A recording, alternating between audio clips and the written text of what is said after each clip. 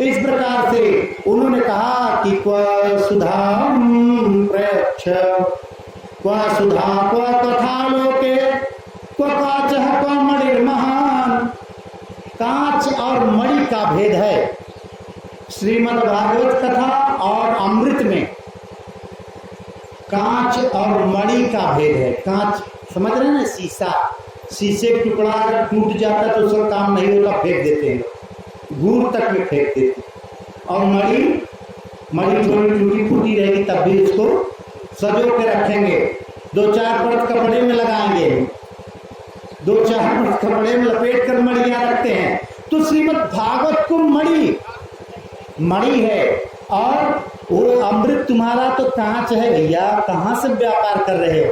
व्यापार समान विनिमय में होता है कि वस्तुएं जो समान होती है, जैसे 10 रुपए देने के बाद 10 रुपए की वस्तु मिलती है। ठीक है, आप लोगों ने अमृत लाया, स्वीकार है, लेकिन कहाँ अमृत? इससे एकमात्र ही परीक्षित अमर हो जाएंगे। लेकिन अगर श्रीमद् भागवत रूपी अमृत रहेगा तो ना जाने कितने अरबों खरबों करोड़ों असंख्य लोग अमर होते रहेंगे। बोलिए श्रीमद् भागवत महापुराण की जय। तो क्वा सुधा क्वा मणिर्लोके क्वा काचा क्वा मणिर् महान भ्रमरा तो विचार्येव तदा देवं जहास। देवताओं की हंसी उड़ाई किसने? सुखदेव जी भगवान ने देवताओं की हंसी उड़ाई। बड़े बुद्धिमान निकले, कांच ला करके हमसे मणि ले रहे हो। जितने लोग बैठे थे भाई, परीक्षित सुन रहे थे कथा, उसमें देश देशांतर के सभी लोग उपस्थित हो गए, क्योंकि उससे परम ब्रह्म वैष्णव राजा तब इस संसार में पृथ्वी पर कलयुग में दूसरा कोई नहीं हुआ। परीक्षित जैसा राजा कोई न होने की संभावना है। आगे हो जाए कल्पांतर में तो ठीक है ना, परीक्षित जैसा राजा।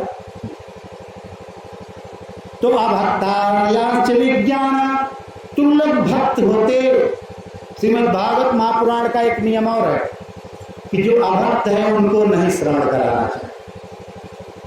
जब तक उसके भक्ति भाव ना हो, श्रद्धा ना जागृत हो, तब तक उसको श्रीमद् भागवत का श्रवण नहीं करना। तो उनकी अभक्तता देवताओं कैसे दिखी? क्योंकि अमृत लाए थे और व्यापार कर रहे थे। अगर सीधे आके कह देते कि भैया हमको इस कथामृत का पान करा दीजिए, तो सुखदेव जी तो कराने बैठे ही थे, लेकिन व्यापार करने आए उन देवताओं को एक तरीके से कहा अभक्त हो आप। अभक्ताश्च न विज्ञाय न ददौ कथामृतम् श्रीमद्भागवती वार्ता सुराणामपि दुर्लभम्। सुराणामपि दुर्लभम् किम? श्रीमद्भागवती वार्ता। क्या दुर्लभ है देवताओं को? श्रीमद्भागवती वार्ता। इस श्रीमद्भागवत का श्रवण, क्योंकि ये सत्यनारायण इस श्रीमद्भागवत का पुराण स्वर्ग में नहीं होता, यहीं से जो कुछ अर्जित करके चलना है, जो साथ में रहेगा वही पाथे के रूप में काम लेगा। बोले वृंदावन बिहारी लाल की। चाहे पाप की गठरी ले जाइए, चाहे पुण्य की गठरी ले जाइए, स्वतंत्र हैं, सब स्वतंत्र हैं कि हम क्या अर्जित करें। कोई परतंत्र है क्या? किसी ने रोका क्या राम नाम मत लीजिए, लेकिन लेता कौन है? राम नाम लेने में किसी को रोक है क्या? नहीं, रोक पहले रहा होगा, किसी समय में रोक थी, लेकिन मनुष्य की जिह्वा अपने वश में है। समय बहुत कम है, समय का सदुपयोग करते हुए हम आपको भगवान के नाम का कीर्तन भाव से करते रहना चाहिए, जिसको जो आता है। क्योंकि एक घड़ी आधी घड़ी, आधियों में पुण्याध, तुलसी संगत साधु की हरे कोट अपराध। साधुओं की संगत का तात्पर्य क्या है? साधुओं की संगत से सत्संगत बढ़े, और जब सत्संगत बढ़ेगी तो विवेक आ जाएगा। क्या आएगा? व्यक्ति में विवेक आएगा, तो विवेक आने से व्यक्ति पूर्ण हो जाता है। विवेक क्या है? विवेक हुआ है कि हम क्या उचित है, किम कर्तव्यम किम न कर्तव्यम, क्या करना चाहिए क्या नहीं करना चाहिए। इस वस्तु को, इस विषय को अच्छे ढंग से जब व्यक्ति जान जाता है तो वही विवेकी पुरुष बोला जाता है। तो विवेक के लिए श्रीमद् भागवत महापुराण और भगवान के सतनाम, इनसे करने से विवेक की उत्पत्ति हो जाती है। राज्यो मोक्षम तथा वीक्षा पुराघाता विस्मिता सत्यालोके तुलां बद्ध्वा तोलयन् साधनं अन्यजः साधनान् तोलयन् तुलां। संसार के समस्त साधन एक तरफ रख दिया गया, तराजू लगाया। किसको देख करके? जब परीक्षित को मोक्ष हो जाता है, परीक्षित को मोक्ष हो जाने के बाद तराजू ले आएंगे। तराजू पे एक तरफ सारे साधन रख दिए गए, एक तरफ श्रीमद् भागवती वार्ता रखेंगे, लेकिन कोई प्रभाव पड़ने वाला नहीं था। तसत्यालोके तुलां बद्ध्वा तोलयन् साधनान् त्यजा। छोटे पड़ गए, कैसे पड़ गए? लघून्यानि जातानि गौरवेण इदं महत् तदा ऋषिगणा सर्वे विस्मयं परमं यत्। सभी लोग विस्मय पड़े, भाई एक तरफ श्रीमद् भागवत मात्र रखा है और दूसरी तरफ तराजू पे सारे संसार के जितने साधन, सारी औषधियां, सारे यज्ञ, सारे अनुष्ठान सब रखने के बाद भी सब लघु निम्नान अन्यानि जाता, अन्यानि साधनानि लघूनि जाता। जो अन्य साधन थे वो लघु पड़ गए। क्या पड़ गए? छोटे पड़ गए। और ये श्रीमद् भागवत क्या हो गया? वो जैसे के तैसे ही पड़ गए। बोले श्रीमद् भागवत महापुराण की। और इसके बाद तदा मेनिरे भगवत रूपम शास्त्रम भागवतम कलौ पठना श्रवणा सद्यो वैकुंठम फलवाप्नुया। इसके पढ़ने से, सुनने से वैकुंठ का फल प्राप्त होता है। श्रीमद् भागवत महापुराण। और सप्ताहेन सुतम चैतत सर्वथा मुक्तिदायकम। सप्ताह के श्रवण मात्र से सर्वथा मुक्तिदायक, इसमें संशय की बात नहीं है कि वो व्यक्ति मुक्त नहीं होगा, वो अवश्य मुक्त हो जाएंगे। श्रीमद् भागवत पुराण का कि सर्वथा मुक्ति। अगर मुक्त जातम लिखा होता तो थोड़ा संशय रहता, लेकिन नहीं, उसके पहले ऐसे शब्द का प्रयोग किया गया सर्वथा, हमेशा, जो प्रायः पाया जाता है श्रीमद् भागवत के सप्ताह श्रवण मात्र से मुक्ति प्राप्त हो जाती है। सनकात्यै पुरा प्रोक्तम नारदाय दया पर, नारद पर दया करके सनकादि ऋषियों ने नारद को सुना दिया। सौनक जी कहते हैं कि लोक विग्रह मुक्तस्य नारद स्थिरस्य च विधि श्रवे कुतः प्रीति संयोग पुत्र तैः सदिया।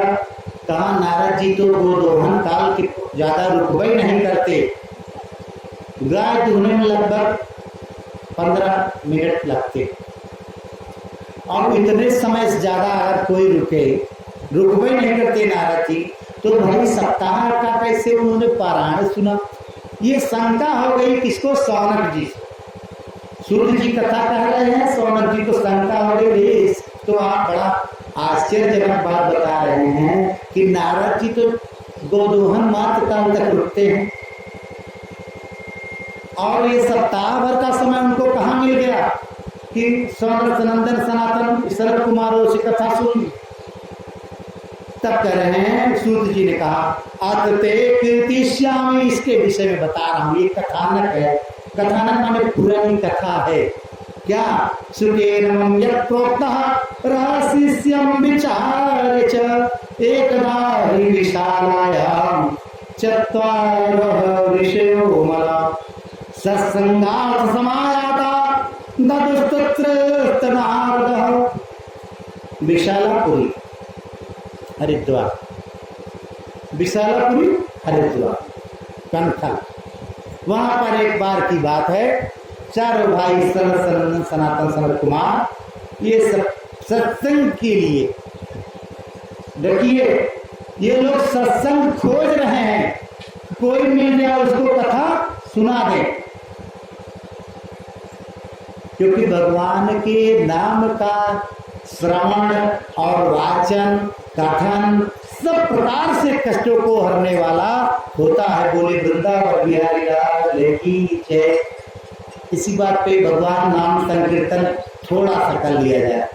सीताराम सीताराम सीताराम जय सीताराम सीताराम सीताराम सीताराम जय सीताराम सीताराम सीताराम सीताराम जय सीताराम सीताराम सीताराम सीताराम जय सीताराम। राधे श्याम राधे श्याम राधे श्याम जय राधे श्याम राधे श्याम राधे श्याम राधे श्याम जय राधे श्याम राधे श्याम राधे श्याम राधे श्याम जय राधे श्याम राधे श्याम राधे श्याम राधे श्याम जय राधे श्याम। बोलिए वृंदावन बिहारी लाल की जय। मन और वाणी पवित्र हो जाती है इन नामों के स्मरण से, क्योंकि कथाओं में कभी कभी ऐसे प्रसंग आते हैं जो अपने जीवन से संबंधित कुछ घटनाओं से लेकर के आदमी को मोड़ देते हैं। कथा नारद की चल रही तो गांव के नारद की चर्चा में अपने मन में लगा दिए, गांव में नारद है। अब पता चला तो गांव के नारद में परेशान, तो इसलिए बीच बीच में भगवान का कीर्तन होता रहता है, तो गांव के नारद से हट करके वास्तविक नारद के पे ध्यान आ जाता है। अब नारद की बात आई है तो नारद शब्द का अर्थ क्या लिया जाता है? शायद लोग चुगलखोरों को नारद कह रहे हैं, ऐसा नहीं। नारम ज्ञानम ददात इति नारद, जो ज्ञान को प्रदान करने वाला है। नारद के कोई उपदेश आज तक बताइए कहीं गलत हुए हो, चाहे जिसको दिए हैं। श्री कृष्ण भगवान परम विष्णु को, परब्रह्म विष्णु को ही उपदेश देते रहते हैं, कुछ न कुछ जाकर बता आते हैं उनको भी। कहीं पर किसी प्रकार का कोई कार्य उनका गलत अनुचित रहा हो बताए तो गांव के उन महान भावों से कृपया नारद की तुलना ना किया जाए, क्योंकि नारद बहुत बड़ा पद है और नारद जैसा होना सबके बस की बात नहीं है, ना जो संभव है कलयुग। बोली वृंदावन बिहारी लाल की जय। तो एक बार की बात है, नारद जी को क्लांत मुख था, नारद जी बहुत दुखी थे। व्यक्ति जब किसी चिंता में होता है तो उसका चेहरा उतर जाता है। चेहरा माने मुख की बनावट उतरी देखा, और व्यक्ति में लोगों की ये सामर्थ्य है कि लोगों के स्वरूप को देख करके जान जाते इसका स्वभाव इस समय कैसा चल रहा है। तो चारों भाइयों ने पूछा, ये कथम ब्रह्मांडी दीन मुखा कुतश्चिंता तुरो भवान। हे ब्राह्मण, आप क्यों दीन मुख है? दीन माने हीन मुख, इतना ज्यादा आपका मुख मुरझाया क्यों है? त्वरितम गम्यते पुत्र कुतश्चागमनम तवा। कहाँ जा रहे हो? काहे के लिए तुम्हारा आगमन हरिद्वार में हुआ है, विशाला में? इदानीं शून्य चित्तोषि गतवित्तो यथा जनः। श्रीमद्भागवत महापुराण अंतर्गत उपमाएं इतनी उच्च कोट की हैं कि वास्तव में अगर उपमाओं को देखा जाए तो बड़ी अच्छी। नारद की तुलना उन सनातन सनत कुमारों ने कहा कि ऐसे आपका मुख हुआ है जैसे किसी का पैसा खो गया। गत वित्त यथा जना, जैसे किसी पैसा गिर जाए तो किसी तरफ देखता नहीं, किसी कोई वस्तु गिर जाए तो किसी तरफ नहीं देखता, वो देखता कहीं हमारा धन मिल जाए, कहीं हमारी वस्तु मिल जाए। ऐसे ही होता है ना, कुछ गायब हो जाए तो जब तक आत्मसंतुष्टि नहीं हो, जब जाए न मिले तब तक व्यक्ति की दृष्टि लगी रहती है, सारे वस्तुओं को निहारता रहता है। तो नारद जी भी उसी तरीके से भाग रहे थे। होता है 10 रुपये गिर जाए तब भी लोग 2-4 घंटा की टेंशन लेंगे, नहीं कुछ लोग तो 1-2 दिन तक ना होते पुरानी स्थिति में, माने उस स्थिति से उबरने के लिए 2-4 लोगों से जब तक नहीं बताएंगे कि आज मेरा 10 रुपया गिर गया, तब तक वो निकल नहीं पाते। गत वित्ता यथा जना, हे नारद जी आपकी भी वही दशा इस समय है। जैसे कुछ हैरान हो भागा जाता, कहीं खोजने की प्रवृत्ति में लगे हैं। इदानीं शून्य चित्तोषि गतिवित्तो यथा धनम तवेदम मुक्त संगस्य नोचितम वदता।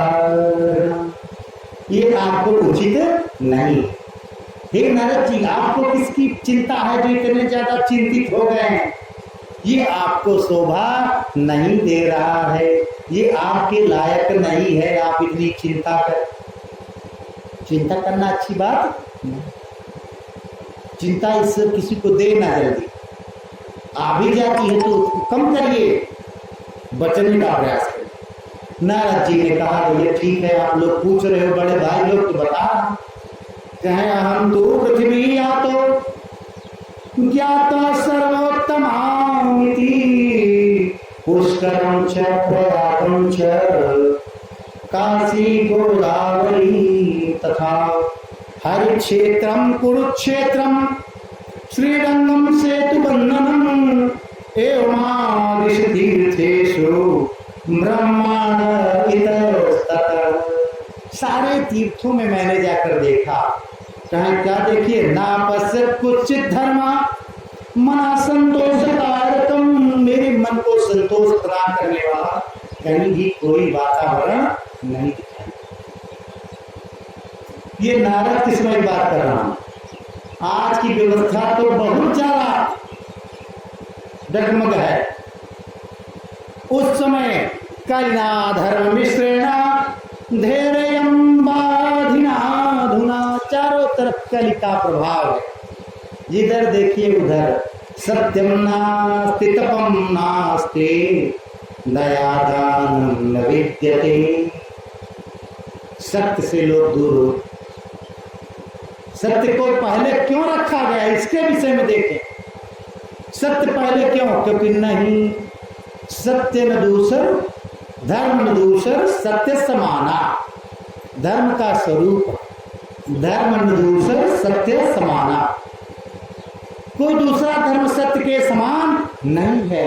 इसलिए सत्यम नास्ति तपम तपः नास्ति शौचम दयादानं न विद्यते उदरम भृडो जीवा वराकार जितने प्राणियों को देखा सब उठा सीधा झूठ मूठ बोले वाले पृथ्वी लोग की बात करें। पूरे भूमंडल का उन्होंने वर्णन किया है कि पूरे भारत के जो क्षेत्र हैं प्रयाग तीर्थ का भी उन्होंने वर्णन किया, लेकिन उनको वहां भी शांति नहीं मिली। वहां की व्यवस्था देखे, कहें क्या बात है, ऐसी व्यवस्था थोड़ा हमको भी बताइए, जाने तो व्यवस्था क्या है। कह मंदाति मंदमतः मंदभाग्यो उपद्रता, इस समय जो प्राणी है वो मंद है। कहें तो ठीक है, मंद है कोई बात नहीं, अच्छे से बुद्धिमान होंगे। कहने मंद भाग्यो मंद मतयः, उनकी बुद्धि भी मतिमंद है। कोई आदमी शिथिल हो लेकिन बुद्धिमान हो, उसका काम हो जाए। बहुत शिथिल हो, एक ही जगह बैठा रहता हो, लेकिन अगर दिमाग से तेज हो तो उसका काम रुकने वाला नहीं। नारद जी ने कहा यह भी समस्या है, उनके पास दिमाग तो नहीं है। मंद मंद मतया, मंद भाग्य कहे तो भाग्यशाली होगा।